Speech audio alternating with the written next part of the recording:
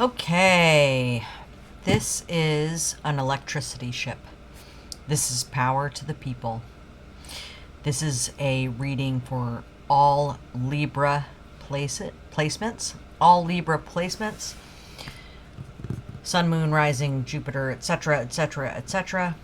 Find out where Libra is in your chart. Maybe the title appeals to you. We'll find out what it is once we get into the reading. I was meditating over these cards for you. I have these 3 beautiful oracle decks that we'll be reading from, and then these 2 Rider-Waite-Smith type decks, the Somnia Tarot and the original 1909 Rider-Smith-Waite tarot deck.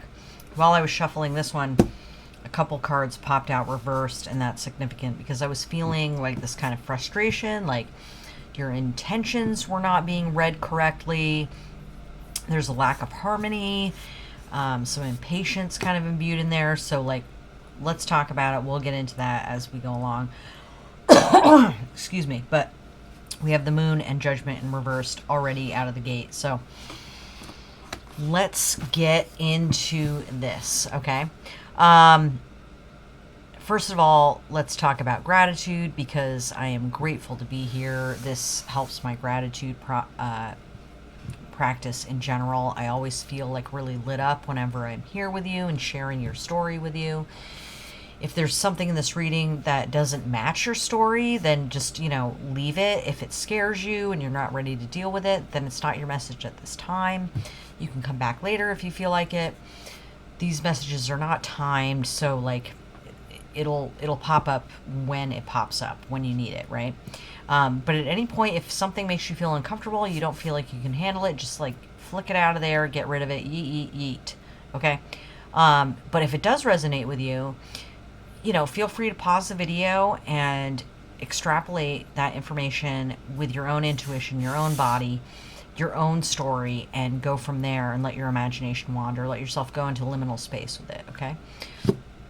That said, I appreciate any likes, shares, subscribes, etc., comments. I love emoji comments, and there are other ways to articulate and participate with the channel in the description box. I offer prayers in my monthly rituals to all who participate, past, present, and future. So thank you. Again, thank you for letting me be here, because this really glows me up, and I love it. I do, I have a major Libra placement myself, and I'm feeling kind of the, like, restless, like, rah, let's, like, rah, rah, it's kind of like, blah, blah. And of course, air signs are known for getting a little bubbled up and overboiled and whatever, and so now that I say that, think about your fire elements and how, how it's rising up, and your water elements and how it's, all kind of cooking and churning, churning. But let's settle in, and let's think of something that we're grateful for. Take deep breaths. Okay. Maybe it's your favorite notebook or your favorite pen. Just glad that it's there. You found a ticket from a movie that you saw in a notebook, or that you used as a bookmark, and you remember that time and the joy that it brought you. You look at the sun and the moon and think about how miraculous it is that those 2 celestial bodies allow there to be life on Earth, allow us to be here. And what a strange anomaly it is. Maybe you're thinking kind of Aquarius-like and thinking about life on other planets and grateful for that sense of wonder. Whatever it is, let's begin and take a deep breath.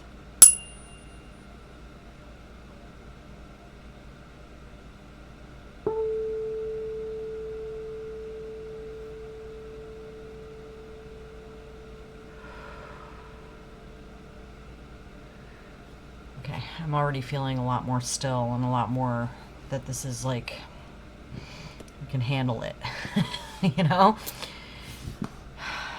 it seems like there's an emotional investment in here, you know, and you want to like jump ahead to the end, you know. Maybe you have some clairvoyance and you can see the plausible end result, you know. And maybe you got to get others to get along to go along.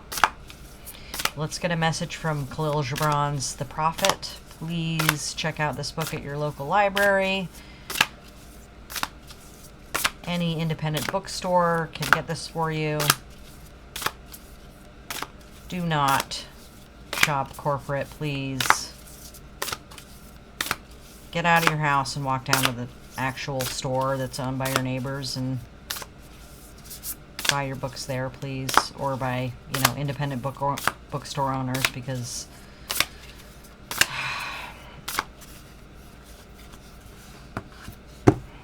there it is. Okay. And we'll wait until the end to look at these. We've got the Spirit of the Animals Oracle. Beautiful luminous cards.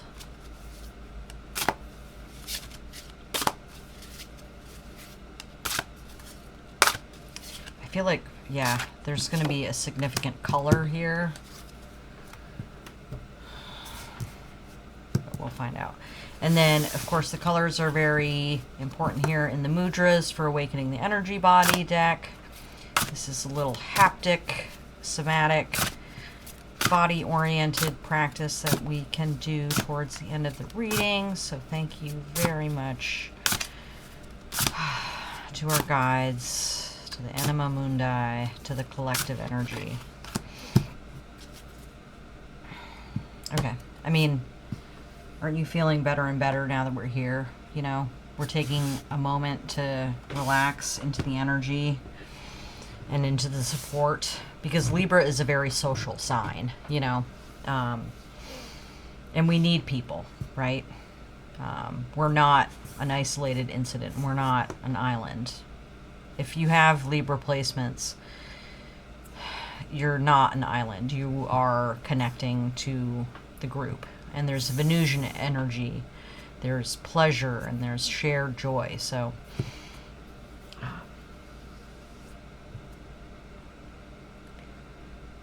and I mean, Libras are famous for being of two minds, but again, they kind of are more what you see is what you get than any of the other air signs. So let's come up with some messages for Libra.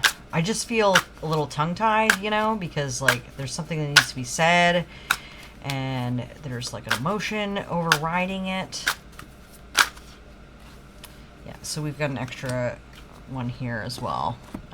So let's look at that. All right, well, and this one is just coming out clear. And, you know, I'm reading right to left instead of left to right, so that is an interesting kind of message in and of itself. So something about the present is prescient. I'm getting this Seven of Cups for a lot of readings lately. There's a lot of confusion, and there's something to do with the moon cycle. There's like waters that are pulling you in a direction that you just didn't expect. And we've got the Tower, Knight of Wands, Six of Wands. So we've got a Pip, Court card, and Major Arcana. So that's like balanced, which is what Libras want. What do girls really want? A Libra wants balance, okay? So information from all, you know, levels of importance. So, you know, the Tower, Spirit is in the room. Your guides are in the room when a Major Arcana comes out. So here we are.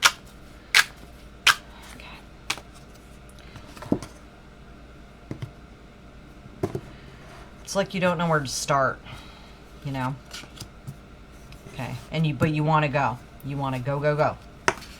And Knight of Wands, that's the fastest moving knight in the deck. Maybe not necessarily how this is depicted, but certainly like, you know, this is just like blammo, you know? Wheel of Fortune, another Major Arcana, and then Page of Pentacles. Tremendous. And I feel you just like desire this practicality. You're just like, can this just make sense so we can go forward with plans? Bottom of the deck, Temperance. Okay, so this is a Sagittarius card. We've got a couple major arcana coming up here. Sagittarius, absolutely. Tower is Mars energy, just, you know, destruction, war. You might be concerned about things that are going on outside of your life that you can't control, like maybe even globally. Survivor's guilt. That's pretty heavy. You're afraid to succeed because you feel blessed and lucky in comparison to other people. You want to do something to help and inspire, you know, and this is called art in the Thoth deck. So you have some kind of creative thing that you are able to give, and you want to see how that can be helpful to the world, because something's going on that you're just not okay with. And the moon and the emotions of the moon, of your feminine instincts, any moon cycles that might be going on at the time, are cluing you into something that you're just like, whoa, this shall not stand. Like, raise the dead and stomp the floor. Like, you know, you want to speak, you want to trumpet the truth, but like you don't know what to say because like the inspiration hasn't culminated yet. You haven't actually been able to feel accurately what's going on. There's too much hot and cold running through you that the vision is not clear. How you feel about this, what you know about it, what your intuition is, it's very confusing. And there's something that you can do, and time is of the essence, right? Although it feels rushed, it feels like this is a fucking emergency. This is an emergency. You got to come in with the rescue squad. This is the EMT. Like, get in there. But you have to center. Like, if you're on the outside of the wheel, you're at the mercy of fate, right? All of these kind of nebulous moving energies, the Sphinx, the steam, and the snake. Whereas outside, what is witnessing this dance in the middle of the tarot wheel, T-A-R-O-T, right? If you're at the mercy of fate, then you're on the outside of the wheel. But if you are being beheld by these fixed sign energies, which like Libra of course is not. I mean, but pay attention if you have Taurus, Leo, Scorpio, and Aquarius placements that can help you get to your center.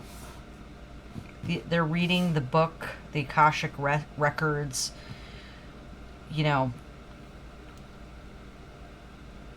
The future is unwritten, but at the same time, it is written. Like, things are progressing according to plan. And not knowing is infuriating you. So you're riding on the outside of the wheel trying to, like, catch a glimpse of some of the text that's going on in here, but, like, you're not settling into your values, you know, the things you believe that cannot be changed. And so to do that, you need to go into the center of the wheel and center yourself. You'll get a new idea. It'll be practical. It'll be a practical idea, and it will succeed. There will be success.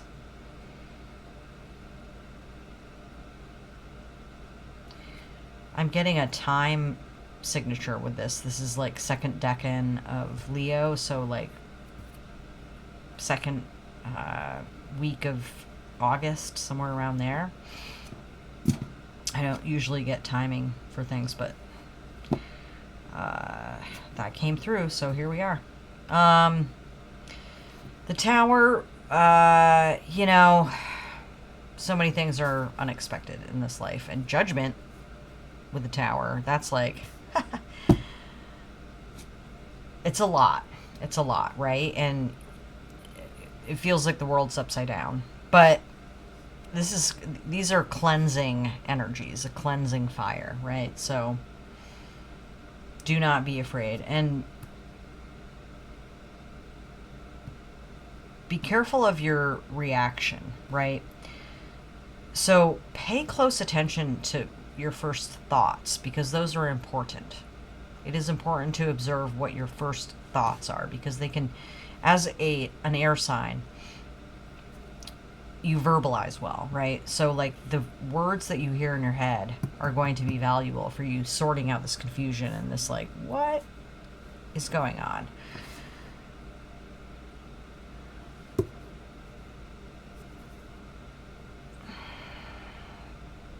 And the idea that you have is good, but the timing is frustrating.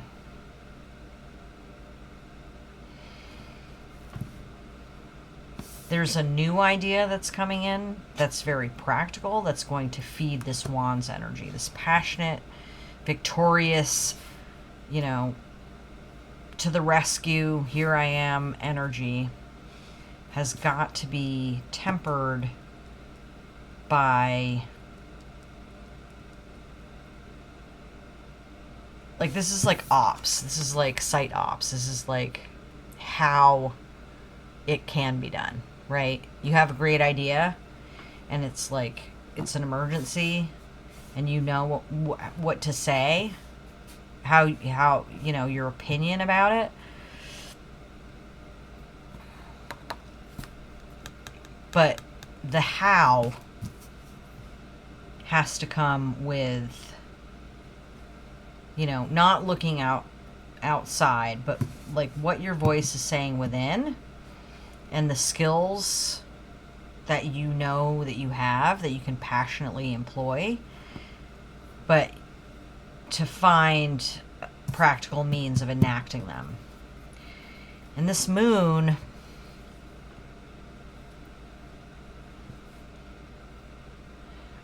I mean, I feel like really intense emotions because it's so complicated. It's so complicated. And something must be done.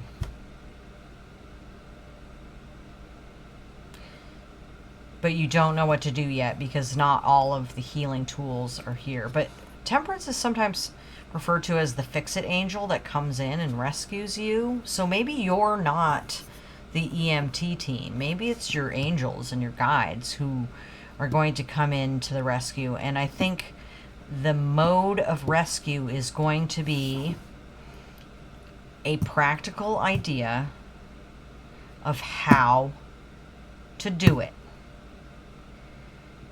But you have to wait and you have to listen to your own inner counsel and your own rational energy.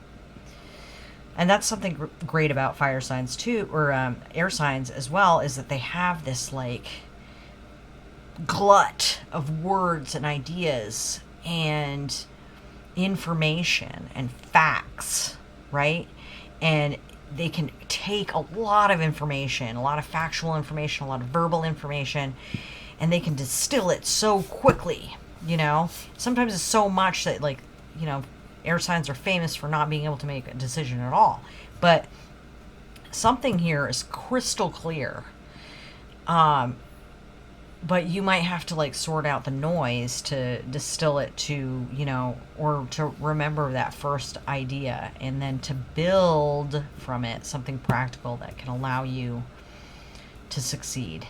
And again, with the survivor's guilt, you may not want to be seen, but being seen may be actually your talent.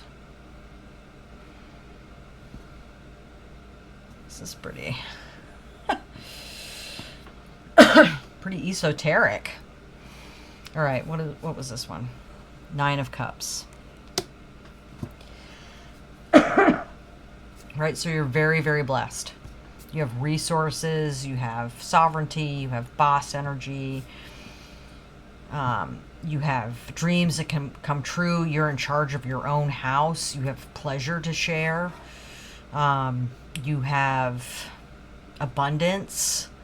You have maybe even a little delirium, you know? Transmute this delirium of the Seven of Cups, which is kind of distressing and like filled with illusion, and then into the heady pleasure of the feeling of gratitude in the Nine of Cups. That, like, yeah, okay, so the survivor's guilt, right? You may be looking at all of this abundance that you have and all of your dreams that have come true and just been like, well, you know, why do I deserve this? Of course you do. Sometimes it's about harnessing the dog and the wolf, you know. It's, you know, inside you there's two wolves, and like whichever one grows is the one that you feed, right? And then there's energy from the subconscious, and it's like going through the towers that we see on, or the pillars rather, that we see on the High Priestess card, into the realm of mystery, you know? And that's kind of a scary world to traverse, especially if you're not right with your instinct versus animal nature, you know, your animal versus rational nature, your tamed versus beast. Because they both need to be there. But it's about timing. Timing which element you bring forth. And I feel like it's going to be a lot more of a rational energy, but may appear as something passionate, sensual, irrational, emotional, connective to people. But at the end of it, there is a plan. A plan. Something must be done. It's an emergency. But you have a role. You have a particular role.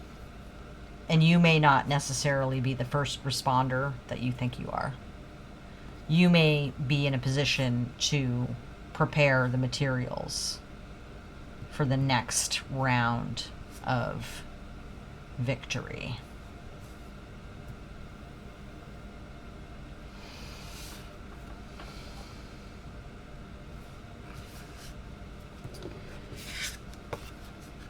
Come and be one of us.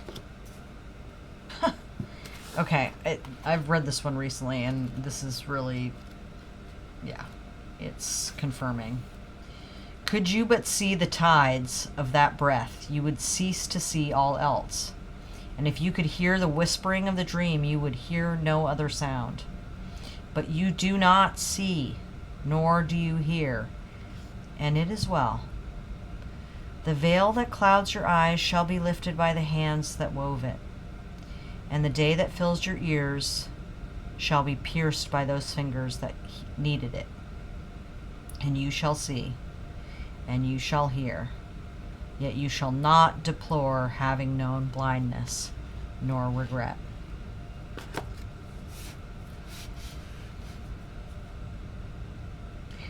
It's going to take some time to dig to the bottom of what your inner wisdom is telling you, and the facts, right? And then to know what to do with them. It's going to take some time. Your vision is overloaded. It's just overloaded right now. So take time before you act. Center in your blessings and your talents and your resources, especially your emotional resources. And I was saying, I got the impression that there would be a color that was significant here. Okay. So I'm seeing the purple and the yellow. So the yellow being the sacral, or the solar plexus chakra, which is about the will and action, the self. As a survivor, you are unparalleled. Okay, so survivor's guilt, right? Is there something in this situation that's triggering you to, like, a kind of over-personalized compassion, right? something happened here that is like too close to home for you to be able to like think about it practically and rationally. You gotta let that cook its way into you. You have to go through some healing with this healing angel, right? No matter what happens, you can adapt. Embrace your transformation. Put on your new cloak. You are a master of regeneration. So there's some healing happening for you here, okay? There's healing happening for you in this situation. So before you can help, you need to do a little bit of healing. And your guides are with you to help you with that. So don't worry about it at all. Okay, so third eye, creativity. Like I said, you know, that you might be a person who is seen. That might be part of your talent. You might have a lot of creative energy or charisma. So freedom, the Garuda Mudra, assists openness, balance, and metabolism. Okay, so make sure you're eating okay. Bring the left hand in front of the heart, palm facing in and thumb facing outward. Cross the back of the right hand behind the left palm until the thumbs meet. Interlace the thumbs and fan the rest of the fingers outward. Bring the mudra up to the throat center. Relax shoulders down and align the spine. Okay, yeah. So I'm sorry. This is about speaking. This is about your throat chakra. It's about opening your throat. Okay.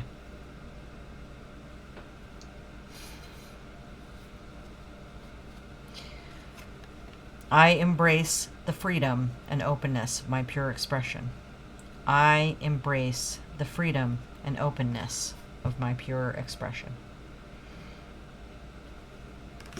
This is a matter of timing for you. You'll be able to say exactly what you feel, but you might just have one shot to do it. To say it, right? But you will be victorious and you will inspire. But use your talents to the best of your ability and speak as true as you can and make it as efficient and practical as you possibly can so that it has the biggest impact, you know. And it's just the starting of an idea, but the tower will reveal itself to you if you can go into the middle of your soul and into the middle of the world, in the middle of the universe and where you're connected there.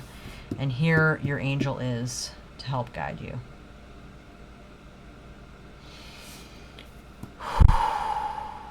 With that, my friends, it has been an honor to read for you. Thank you so much for being here and sharing your story with me, for sharing your time with me, for being good to yourself by taking a moment to wind down. I hope this has been so helpful for you. It is an honor to be here, and I am very grateful.